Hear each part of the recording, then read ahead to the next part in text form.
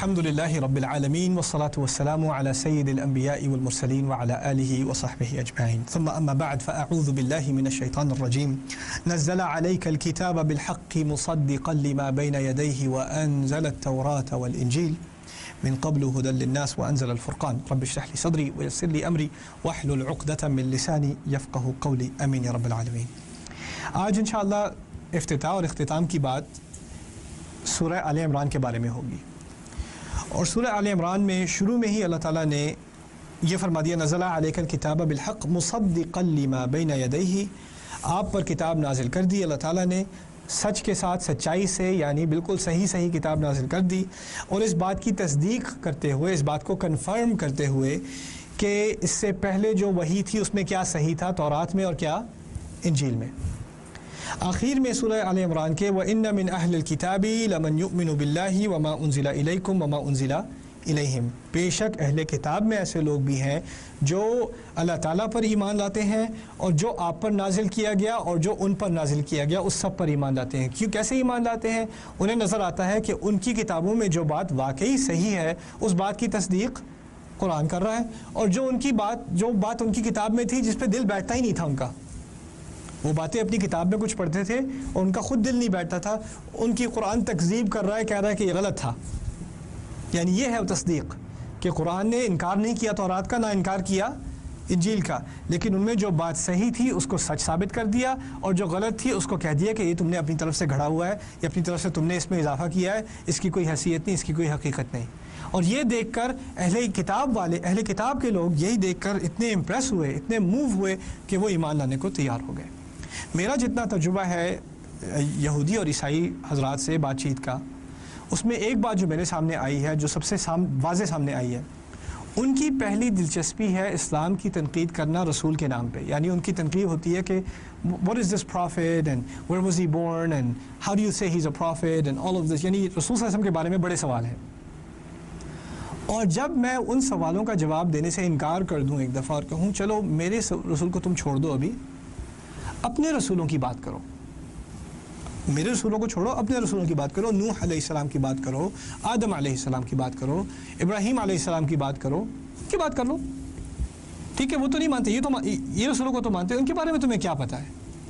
جب وہ ان انبیاء کے بارے میں بات کرنی شروع کرتے ہیں تو ایسی گھٹیا بات نکلتی ہے، ایسی غلط بات نکلتی ہے کہ جب بغیر غصہ کیے اگر اس بات کی طرف اشارہ بھی کر دو تم ان لوگوں کو اللہ تعالیٰ کا پیغمبر مانتے ہو، اور پھر تمہیں یہ بات بھی قبول ہے کہ ان کے بارے میں ایسی بات بھی تم مان لیتے ہو، ایسی بات کرنے کو تیار ہو۔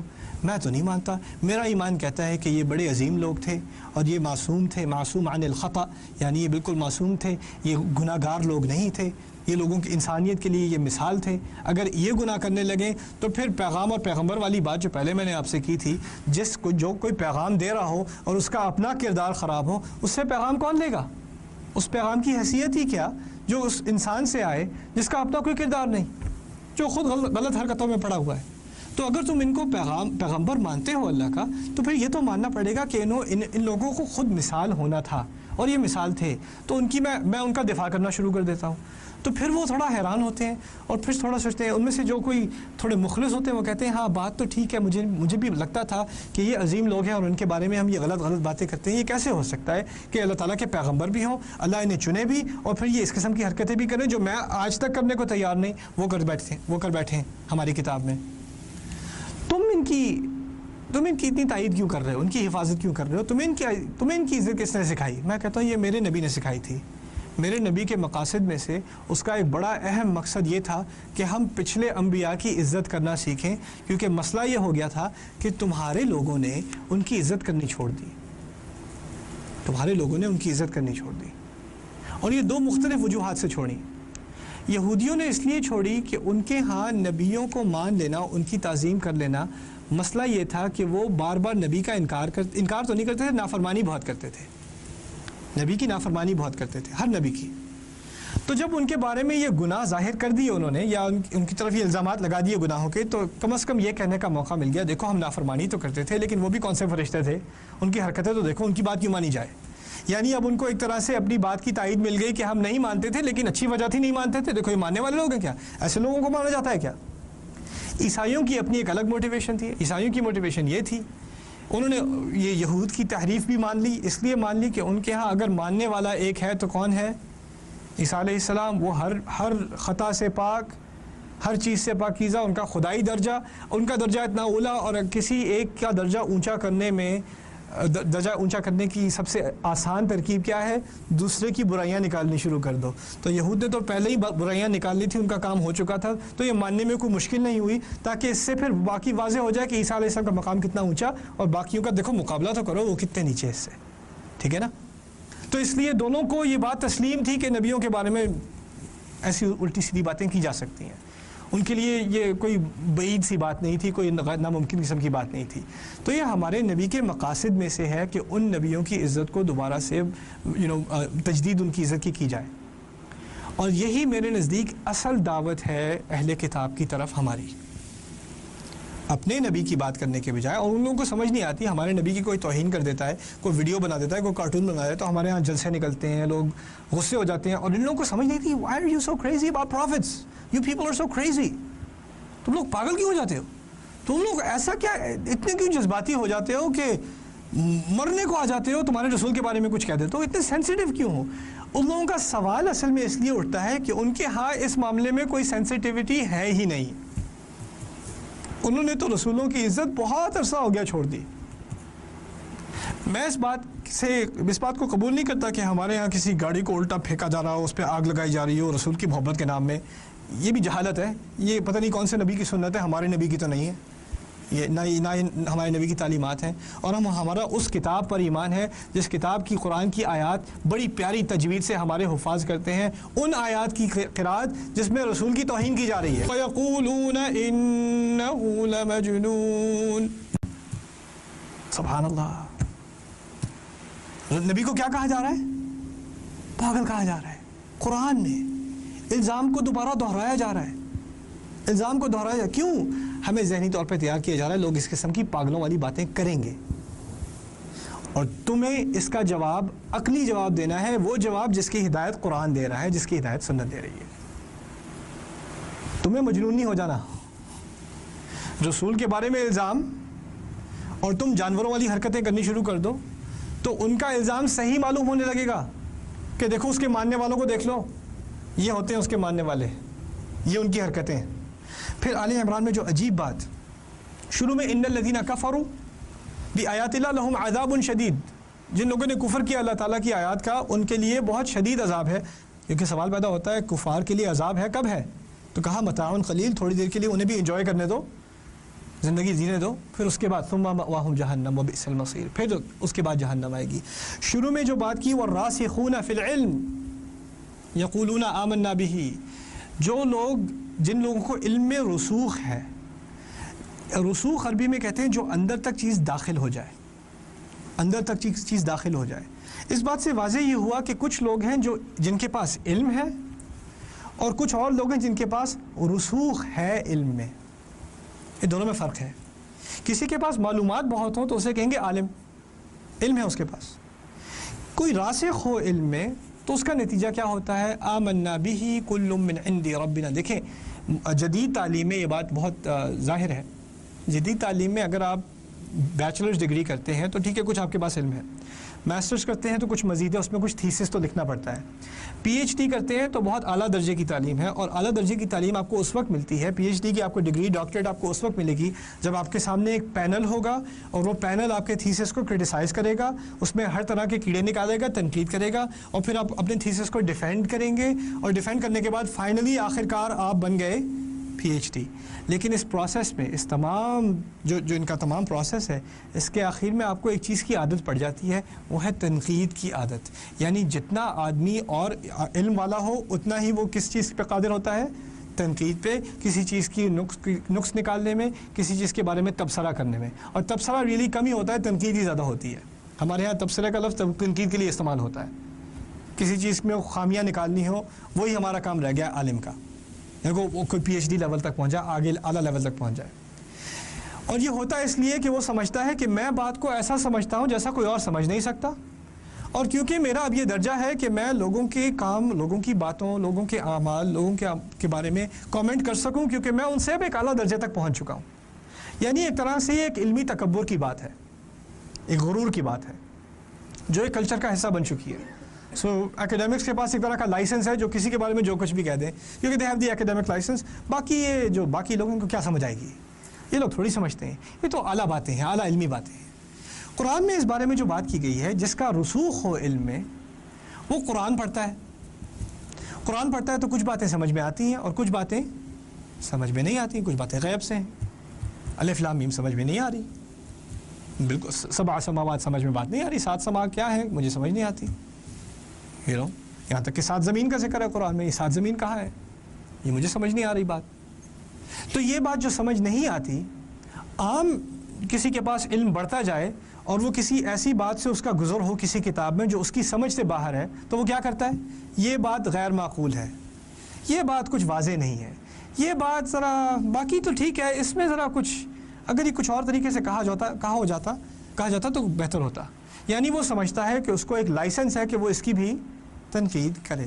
اور آپ کو ملے گا کہ آج جدید دور میں کچھ ایسے مسلمانوں کے ہاں بھی کچھ انٹلیکچوئل ہیں جو قرآن پر اس قسم کی تنقید کرنے کو تیار ہیں. وہ کہتے ہیں کہ قرآن کی کچھ آیات تو ٹھیک ہے ہم مان لیتے ہیں, ایمان وغیرہ, لیکن یہ کچھ اور آیات ہیں جس کو کچھ سینس ہی نہیں بنتی, اس کو ذرا دوبارہ سے دیکھنا چاہیے, اس کو کچھ ری انٹرپریٹ کرنا چاہیے, یا اس کی انٹرپریٹیشن کو منسوخ قرار دینا چاہیے, کچھ کرنا چاہیے اس کے ساتھ, کیونکہ جیسا ہے قرآن, جیسی قرآن کی عبارت ہے وہ کچھ سمجھ میں نہیں آتی, بات عقل میں نہیں بیٹھتی. یہاں راسخ علم کس کا ہے, کون ہے جس کا علم رسوخ تک پہنچ چکا ہے. والراسخون فی العلم یقولون آمنا به, کہتے ہیں ہمارا تمام پر ایمان ہے. کل من عند ربنا, تمام کا تمام ہمارے رب کی طرف سے ہی ہے. یعنی میرا علم اتنا, اللہ کی حکمت اتنی بڑی ہے اور اس سے بھی زیادہ, تو میری سمجھ میں کوئی بات نہ آئے تو اس کی طرف اشارہ نہیں کہ اس میں تنقید ہونی چاہیے, بلکہ یہ اس طرف اشارہ ہے کہ اللہ تعالیٰ کی حکمت میری عقل سے بہت بڑی شے ہے, مجھ تک بات مجھے سمجھ نہیں آئی. یہ ایکچولی اس بات کا اعتراف ہو گیا کہ جب بات مجھے سمجھ نہیں آئی تو مجھے اس بات کا احساس ہوا کتنا کم سمجھتا ہوں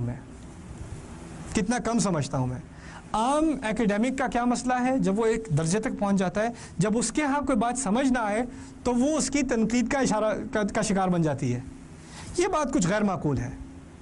اصل راسخ جو علم کا راسخ ہو وہ کیا ہے, وہ جب کسی ایسی بات پہ قرآن میں پہنچے جو ابھی سمجھ نہیں آ رہی. جیسے میں نے آپ کو بتایا آیات تھی مجھے سمجھ نہیں آتی تھی, عرصے تک سمجھ نہیں آئی, لیکن اصل ایٹیٹیوڈ کیا ہے, آیات میں غلطی ہے یا میری سمجھ میں غلطی ہے؟ سمجھ میں غلطی ہے, سمجھ کی کمزوری ہے. جب تک سمجھ نہ آئے اللہ تعالیٰ سے پوچھتے رہو, اللہ تعالیٰ حکمت کے دروازے کھول دے, یہ آیت سمجھا دے کسی طرح اس میں جو درس ہے, اس میں جو ہدایت ہے وہ مجھ پر اس کے دروازے کھول دے, مجھے کچھ بات سمجھ میں آ جائے. جب تک سمجھ نہیں آئے گی میرا ایمان تو تب بھی ہے, اور یہ سب سے خوبصورت کلام تب تک ہے, میرا اس میں کوئی شک نہیں, یعنی میرے ایمان پہ کوئی فرق نہیں پڑا.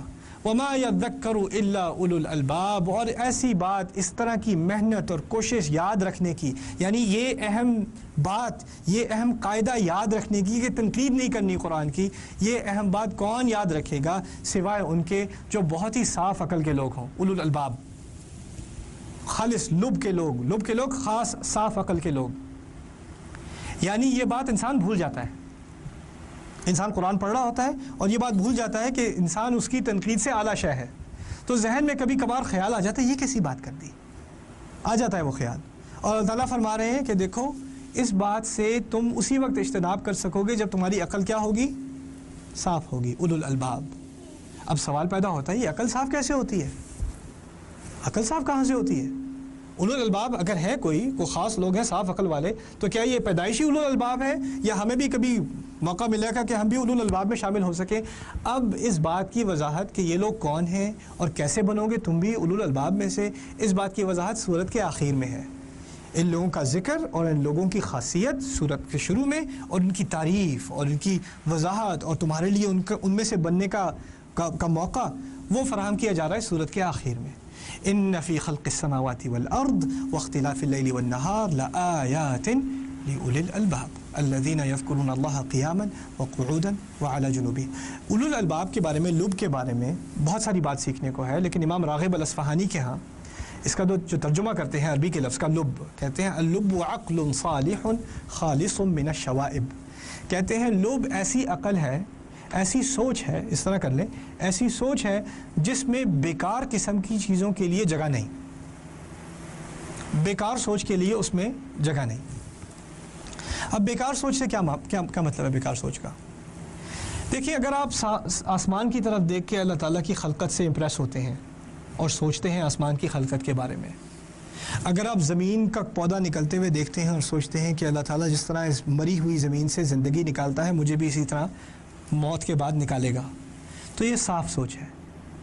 لیکن پھر آج کل کیونکہ ہم انفارمیشن ایج میں رہتے ہیں، خبریں 24 گھنٹے خبریں چل رہی ہیں، کچھ نہ کچھ کہیں نہ کہیں ہو رہا ہے، اور خبر وہ بندہ بیچارہ وہ بول بھی رہا ہے، آپ کو خبر بھی سنا رہا ہے، اور ساتھ میں اس کے مزید ٹکر بھی چل رہے ہیں، وہ بھی انفارمیشن آ رہی ہے، پھر اس کے علاوہ اشتہار ہیں، اور اشتہار میں نمبرز ہیں اور ویب سائٹس ہیں اور فیس بک پیجز ہیں، اتنی انفارمیشن کا بار بار آپ کے دماغ پر بمبارڈمنٹ ہو رہی ہے انفارمیشن کی کہ آپ اتنا کچھ مواد سنتے ہیں اور اس کی اکثریت کام کیا بیکار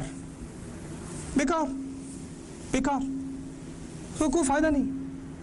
آپ خبریں سنیں تو اس 90% خبر کا آپ سے کوئی تعلق نہیں، نہ آپ اس میں کوئی مدد کر سکتے ہیں، نہ آپ اس کا آپ کو کوئی نقصان پتہ ہوتا تو کوئی فرق نہیں پڑتا، نہ پتہ ہوتا کوئی فرق نہیں پڑتا۔ میں نہیں کہتا خبریں مت دیکھو، لیکن تھوڑا کنٹرول تو کرو۔ اگر 8 گھنٹے خبر دیکھ رہے ہو تو کچھ مسئلہ ہے یار، کوئی خراب بات ہے اس میں۔ لوگ ڈرامے کے سلسلوں میں پڑ جاتے ہیں، ٹی وی شو میں پڑ جاتے ہیں۔ میں کہہ یہ رہا ہوں کہ ہم نے اپنے دماغوں کے اندر آنکھوں کے ذریعے، کانوں کے ذریعے اتنا کچھ فضول مواد لیا ہوا ہے۔ اس کی مثال ایسے ہے کہ اگر آپ کھانا ایسا کھائیں جس میں جو ہیلدی کھانا نہ ہو، اچھا کھانا نہ ہو، جس میں شوگر زیادہ ہو، الٹی سیدھی انگریڈینٹ زیادہ ہوں، آرٹیفیشل انگریڈینٹ زیادہ ہوں، اس میں عناصر زیادہ ہوں، اس قسم کا کھانا آپ ہر وقت کھا رہے ہیں، چاکلیٹیں ہر وقت کھا رہے ہیں، سوڈا ہر وقت پی رہے ہیں، شوگر جو 3-4 چمچے جب تک چائے میں پڑیں گے نہیں، یعنی تھوڑی سی چائے ڈالتے ہیں باقی چینی ہوتی ہے۔ اب اس قسم کے کھانے جب آپ کھاتے ہیں، ایسے کھانے جن کا صحت پہ برا اثر پڑتا ہے اور دبا کے کھاتے ہیں، اصلی گھی کے کھانے، جب ایسے کھانے کھاتے ہیں، پھر ایک آدھ دفعہ سیب بھی کھا لیا غلطی سے، تو کیا ایک دفعہ کوئی پھل کھا کے یا ایک کوئی سبزی کھا کے کیا وہ تمام برے کھانوں کا اثر ختم ہو گیا؟ نہیں۔ اگر آپ کو سیب کے فائدہ اٹھانا ہے سیب کا، تو کیا کرنا چاہیے؟ باقی تمام غذا صاف کرو، پھر اس کے بعد اچھے کھانے کا فائدہ ہوگا۔ اگر تمام غذا صاف نہیں کرتے اور ساتھ اچھا کھانا بھی کھاتے ہو تو ایسا ہے جیسے زہر بھی کھا رہے ہو اور دوا بھی کھا رہے ہو، کوئی فرق نہیں پڑے گا، نقصان ہی ہوگا آخر میں۔ اسی طرح آپ اپنے آپ کو ایکسپوز کر رہے ہیں فضول چیزوں سے، فضول انفارمیشن سے، دن بدن ایک کے بعد دوسرا ڈرامہ، ایک کے بعد دوسری ویڈیو گیم، ایک کے بعد دوسری ویب سائٹ، ایک کے بعد دوسرا بکواس چیزیں، ایک کے بعد دوسری لگے ہوئے ایڈکشن ہوئی ہے۔ اور پھر کبھی غلطی سے چینل چینج کر رہے ہیں تو شاید اس قسم کا کوئی پروگرام بھی آ گیا تو وہ 5 منٹ کے لیے سننے کا صبر تھا آپ کو، اس کے بعد وہ ڈرامہ شروع ہو رہا ہے تو پھر وہ دوبارہ۔ تو ہوتا یہ ہے کہ اگر آپ اچھی بات کبھی سن بھی لیں، کبھی فورس ہو کے جمعے پہ جا کے کبھی کوئی اچھی بات سن بھی لیں، کیونکہ آپ کے ذہن میں اتنا گند پھیلا ہوا ہے، اتنا گند بھرا ہوا ہے، اچھی بات کا اثر زیادہ ہوتا ہے یا کم ہوتا ہے؟ کم ہی ہوتا ہے۔ اولو الالباب کی جو تعریف ہے کہ یہ صاف عقل ہے جس میں کوڑا نہیں ہے، جس میں فضول باتیں نہیں ہیں۔ تو اگر اولو الالباب میں سے بننا ہے تو کچھ صفائی کا معاملہ کرنا پڑے گا۔ میں نہیں کہتا ڈرامے بند کر دو پوری طرح، میں یہ نہیں کہتا پھر تو آپ کو سانس نہیں آئے گی، تو آپ لیکن کم تو کر دو، تھوڑا کم تو کر دو، کہ اگر روزانہ ایک قسط دیکھ رہے ہو تو ہر 2-3 دن بعد ایک دفعہ دیکھ لیا کرو، کوئی بات نہیں، وہ کہیں نہیں جا رہا، وہ ہوگا وہاں پہ، ٹھیک ہے؟ آپ فکر نہ کریں، آپ کے لیے ہم رکھ لیں گے ڈرامہ۔ اتنا ہی دل چاہ رہا ہے فلم دیکھنے کا، اتنا ہی روگ لگا ہوا ہے کہ جب تک دیکھوں گا نہیں تب تک چین نہیں آئے گا۔ تو یہ بھی نشے کی طرح کی بات ہے، اپنی ایڈکشن کو تھوڑا کم کرو، کنٹرول کرو۔ اگر پوری طرح نہیں روک سکتے تو میں تو کہتا ہوں ایونچولی پوری طرح روک دینا چاہیے، لیکن جب تک وہاں تک بات نہیں پہنچتی کم از کم تو شروع کرو، تاکہ عادت پڑ جائے کم انٹیک کی، اور اس کی ریپلیسمنٹ کر دو، اس کی جگہ کچھ اچھی باتیں سننے کی عادت ڈال لو، کچھ اچھا وقت گزارنے کی عادت ڈال لو، اور اگر خود میں اتنی طاقت نہیں کہ اچھی باتیں کر سکو تو کچھ اچھے لوگوں کے ماحول میں چلے جاؤ، کچھ اچھے لوگوں کے یہاں چلے جاؤ، تاکہ اگر کچھ سیکھو بھی نہ تو کم از کم کچھ بری بات تو نہیں کر رہے۔ یعنی یہ نہیں کہہ رہا کہ بس عبادت میں لگ جاؤ اور ذکر کرتے رہو اور باقی نہیں، کم از کم کچھ مفید کام تو کر لیا کرو اپنے لیے، ایکسرسائز ہی کر لو کوئی۔ ہمارے یہاں ایکسرسائز پتہ نہیں حرام ہے کیا ہے، یہاں پہ آ کے مجھے ایسی شرمندگی ہوتی ہے، یہاں کے 80 سال کے لوگ 2 میل جاگنگ کر رہے ہوتے ہیں، 2 میل، برف پڑی ہوئی ہے اور اس نے شارٹس پہنے ہوئے ہیں، 80 سال کا آدمی اور لگا ہوا ہے۔ ہمارے ہاں 40 سال کے بعد آپ کو میز کی ضرورت نہیں پڑتی، آپ کا پیٹ جو ہے اس پہ پلیٹ آرام سے آ جاتی ہے. یہ کلچر بن چکا ہے ہمارا. تو آپ بہت دیکھ لیا بیٹھ کے ٹی وی، آپ تھوڑا اٹھ کے تھوڑا چل بھی لیں، تھوڑا اچھا بھی کھا لیں، تھوڑی ایکسرسائز بھی کر لیں. یہ بھی دین کا حصہ ہے، یہ بھی دین کا حصہ ہے. وَلَا تَنْسَ نَصِيبَكَ مِنَ الدُّنْيَا. اللہ تعالیٰ ہمیں بیلنس زندگی گزارنے کی توفیق عطا فرمائے. بارک اللہ لی و لکم. السلام علیکم ورحمۃ اللہ.